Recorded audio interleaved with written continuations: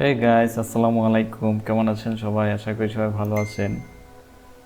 আহ, আমার কাছে মনে হচ্ছে বছর খুব তাড়াতাড়ি শেষ হয়ে যাচ্ছে। তো এই স্মৃতি হিসাবে এই বছরে আমি মেট্রো রেলে ঘুরতে আসলাম। আর আমি এখন এই মুহূর্তে আছি উত্তরা দিয়াবাড়ি, যেখান থেকে আমি মেট্রো রেলে উঠবো। আমার কাছে মনে হচ্ছে খুব বছরগুলো খুব তাড়াতাড়ি সময় পুড়ে যায়, সময় শেষ হয়ে যায়। তো স্মৃতির পাতায় রেখে দেওয়ার জন্য আমি আজকে এই ভিডিওটা করলাম। আর এই প্ল্যাটফর্মটা ঘুরবো আবার এবং মেট্রো রেলে উঠবো, উঠে আমি কোথায় যেতে পারি সেই জায়গাটা আপনাদের সাথে শেয়ার করব। তো পুরো জার্নিটা আমার সাথে থাকবেন, আশা করি আপনাদের ভালো লাগবে। সো যাচ্ছিলাম আর এখান থেকে দেখলাম যে এখানে একটা লিফট আছে এবং সিঁড়ি আছে। সো লিফট থেকে হচ্ছে চাহিদা সম্পন্ন মানুষ যারা অসুস্থ এবং বৃদ্ধ এবং প্রতিবন্ধী তারা হচ্ছে লিফটে চড়বে। আর আমাদের মতো স্বাভাবিক মানুষজন হচ্ছে এখান থেকে হেঁটে উপরে যাবে।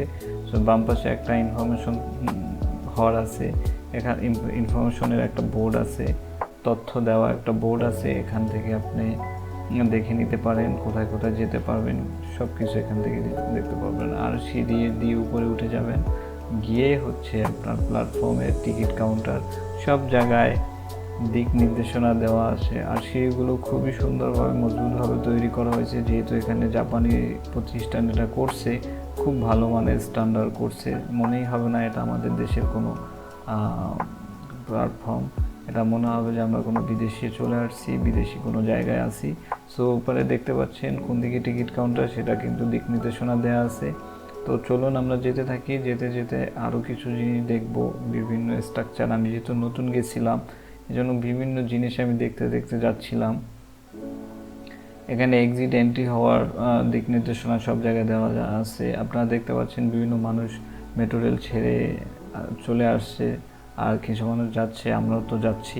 সো আমরা এখানে একটা ভিডিও ঢোকার সাথে সাথে দেখতে পাচ্ছেন এখানে বিভিন্ন জায়গায় মনিটর লাগানো আছে এবং মেট্রো রেলের টাইমটা দেওয়া থাকবে, কয়টা ছাড়বে, কয়টা বাজে পৌঁছাবে নেক্সট প্ল্যাটফর্মে, অন্যান্য প্ল্যাটফর্মে কয়টা বাজে পৌঁছাবে সেটাও দেওয়া থাকবে। সো এবং ভয়েস ওভার দেওয়া থাকবে, সফটওয়্যারে অটোমেটেড ভয়েস দেওয়া থাকবে। সো আপনারা মানে কোনো সমস্যা হবে না, আপনারা শুনে শুনে দিক নির্দেশনা অনুসারে চলে যাবেন। সো আমরা এখানে টিকিট কাউন্টারে চলে আসছি, টিকিট কাউন্টার। আর এখানে নিরাপত্তা বাহিনীও আছে। সো এখানে কোনো সমস্যা হবে না। একটা কথা বলে রাখি যে সকাল 8টা থেকে দুপুর 12টা পর্যন্ত মেট্রো রেল চলতেছে, আগারগাঁও পর্যন্ত এবং মতিঝিল পর্যন্ত। সো এখানে এসে আপনি টিকিট কেটে যে প্ল্যাটফর্ম থেকে যেদিকে যেতে চান যেতে পারবেন। মতিঝিলের দিকে আসতে চাইলে মতিঝিল আসতে পারবেন, আগারগাঁও যেতে চাইলে যেতে পারবেন। সো প্রত্যেক প্ল্যাটফর্মে উঠে আপনার টিকিট কাউন্টার খুঁজে পাবেন। এখানে মেশিন থেকে টিকিট কাটার সিস্টেম আছে। সো এখান থেকে আপনি মেশিনে পেমেন্ট করে আপনি সব দিক নির্দেশনা দেওয়া আছে, আপনি কীভাবে কী কাটবেন আপনি পরে ওটা করতে পারবেন। সো এই হচ্ছে মেশিন, এখানে আপনি টাকা দিলে নিচ থেকে আপনার কার্ডটা বের হবে, এই বাম পাশে বের হবে। সো আপনারা কোনো কোনো কঠিন কোনো ব্যাপার না, আপনারা যখন ঘুরতে আসবেন বা মেট্রো রেলে চলবেন তখন আপনার কাছে এটা ইজি হয়ে যাবে। সো আমি ইনফরমেশন নিচ্ছিলাম কয় টাকা কী দাম, কোন জায়গায় যেতে কয় টাকা লাগবে। দিয়াবাড়ি থেকে, উত্তরে দিয়াবাড়ি থেকে প্রত্যেকের 60 টাকা করে লাগবে। মেট্রো রেলের সর্বনিম্ন ভাড়া হচ্ছে 20 টাকা, একটা প্ল্যাটফর্ম থেকে মনে হয় নেক্সট প্ল্যাটফর্মে 20 টাকা করে।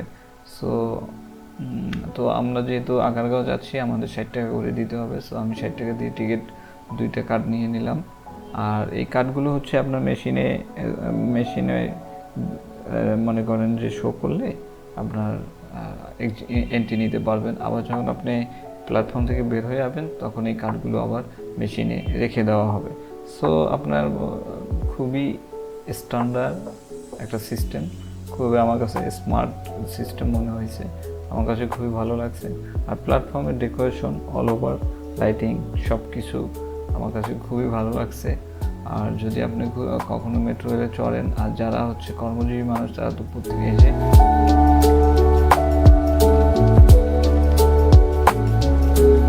আমরা এখন এসকেলেটর দিয়ে উপরে চলে যাব। উপরে হচ্ছে আমাদের মেট্রো রেল আসবে। সো যারা হচ্ছে চলন্ত সিঁড়িতে চলতে পারেন না তারা একটু অভ্যাস করে নেবেন, কারণ হচ্ছে অনেকে আমি দেখছি যে অনেকের উঠতে একটু আনইজি ফিল করে।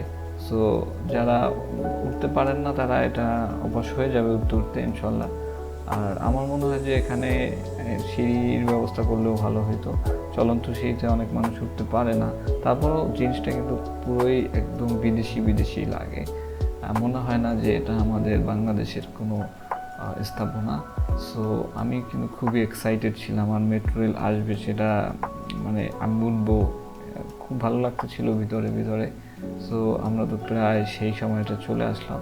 তো চলুন আমরা দেখি কি অবস্থা এখানে প্ল্যাটফর্মে। এখানে তো অলরেডি অনেক মানুষ চলে আসছে, অনেকেই আপনার ইসের সামনে দাঁড়িয়ে আছে, মনে করেন যে এন্ট্রি নেবে যেখান থেকে। সো আমি একটু ঘুরে ঘুরে দেখতেছিলাম, যেহেতু আমি প্রথমবার যাচ্ছিলাম। সো আমি অনেক একটু সামনের দিকেও যাচ্ছিলাম যে মানুষজন কীরকম কি আসছে। সব কিছু আপনি মনেই হবে না যে আপনি এই যে মেট্রো রেল চলে আসছে। আমি তো খুবই এক্সাইটেড দেখে, আর খুবই স্ট্যান্ডার্ড, খুবই ভালো মানের এই সার্ভিসটা। এটা আমাদের বাংলাদেশে হয়েছে কিন্তু অনেক খরচের পরে। সো আশা করি এখানে অনেক কর্মজীবী মানুষের সময় বেঁচে যাবে। তাদের যেখানে 3-4 ঘন্টা সময় লেগে যেত উত্তরা থেকে মতিঝিল আসতে, সো সেখানে তারা 30 মিনিট বা 35 মিনিটের মধ্যে চলে আসবে। এখানে তাদের সময়টা অনেক সেভ হবে। সো এই মেট্রো রেল যখন পুরোপুরি চলবে সকাল 8টা থেকে রাত 8টা পর্যন্ত, তখন হচ্ছে প্রায় 7-8 লক্ষ মানুষ এই মেট্রো রেলে চলতে পারবে। তাতে আমি মনে করি মানুষের ওয়ার্কিং আওয়ার যেটা, এটা বেড়ে যাবে, মানে তাদের সময়টা কমে যাবে। তারা দেখা গেছে অফিসে যাবে 30 মিনিট 35 মিনিট বা 40 মিনিট আগে বের হলে অফিসের কাছাকাছি চলে আসতে পারবে। সো এটা খুবই খুবই দরকার ছিল। ঢাকার মতো এরকম একটা ব্যস্ত শহরে এটা খুবই প্রয়োজন ছিল। আমি মনে করি যে মেট্রো রেলটা হচ্ছে, মনে করেন যে এখন স্বপ্নের নগরী, যেটা হচ্ছে অনেক যানজটের একটা শহর।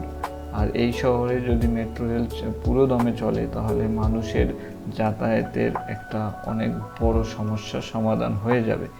আমি সেটাই মনে করি। আমি মানুষের সাথে কথা বলছিলাম, তারাও এই বিষয়ে এটাই বলছে যে যাতায়াতের জন্য যাতায়াতের যাতে সুবিধা হয় সেই বিষয়টা লক্ষ্য রেখে এটা করা হয়েছে।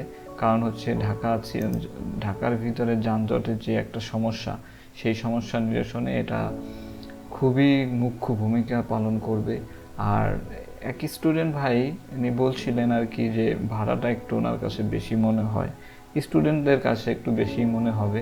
কারণ হচ্ছে যে কর্মজীবী মানুষ তারা হচ্ছে সময়টাকে গুরুত্ব দেয়, ভাড়া কত নিল না নিল এটা বিষয় না তাদের।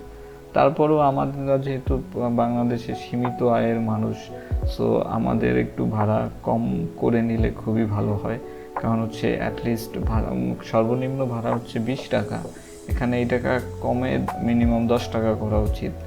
তাতে করে গণপরিবহন, যেহেতু এখানে প্রচুর মানুষ উঠবে, একটা মনে করেন যে প্রচুর মানুষ এটা যাতায়াত করবে, আর দেখবেন যে দাঁড়াই কত মানুষ ভিড় করে এখান থেকে যাচ্ছে। আর যারা প্রত্যেক দিন যায় তাদের মুখে এই কথাই শুনছিলাম যে সকালবেলা অফিস টাইম প্রচুর পরিমাণে ভিড় হয়। তো সেটা এই ভাইও সেরকমই বলছিলেন। আর নতুন যারা যায় তারা তো একটু মনে করেন যে প্রথমবার যায়, একটু এক্সাইটেড থাকে, আমার মতো এক্সাইটেড থাকে অনেকেই। সো নতুন তো একটু মানুষ বেশি হবেই। তারপরে দেখা যাবে 2-4-6 মাস গেলে যে মেট্রো রেলে কীরকম মানুষ চলাচল করতেছে। হয়তো দাম বেশি, এ কারণে অনেক সীমিত আয়ের মানুষ এটায় চলবে না। কিন্তু যারা হচ্ছে যে বড় জব করে, বিজনেস করে, এক জায়গা থেকে আরেক জায়গা মুভ করে, তাদের জন্য মেট্রো রেলটা খুবই ভালো একটা সার্ভিস হবে, এই মতামত দিচ্ছিলেন সবাই। কারণ হচ্ছে যে টাইমটা হচ্ছে এখন ফ্যাক্টর। টাইমটা যদি ফ্যাক্টর না হতো তাহলে কিন্তু মেট্রো রেলের প্রজেক্টটা করতো না। কারণ হচ্ছে বাংলাদেশে যে যানজট, এটা নিরসনের জন্য মেট্রো রেল একমাত্র ভূমিকা রাখতে পারে। আর উত্তরা আগারগাঁও পর্যন্ত মেট্রো রেলের 9টি স্টেশন রয়েছে, আর আগারগাঁও থেকে মতিঝিল পর্যন্ত 7টি, সর্বমোট 16টি প্ল্যাটফর্ম থাকবে। সো এখানে যে স্টেশনগুলো, সবগুলো স্টেশনের ডেকোরেশন প্রায় সেম রাখা হয়েছে। আপনার একবার যদি আপনি চলাফেরা করেন তাহলে আর আপনার কোনো সমস্যা হবে না। যানজটের এই শহরে স্বস্তির নামই এখন মেট্রো রেল। সকাল 8টা থেকে 12টা পর্যন্ত চলবে, প্রতিদিন, আর শুক্রবার বন্ধ থাকবে। রাজধানী ঢাকা, যেটা হচ্ছে জাদুর শহর, গানের শহর ঢাকা, স্বপ্নের নগরীতে মনে করেন যে এখন মেট্রো রেল চলতেছে। এই দেখেন মানুষজন কিভাবে আসলো, দরজা খুললো, ঢুকে গেল। সো দেখেন ভিতরের পরিবেশটাও কিন্তু অনেকটা স্ট্যান্ডার্ড।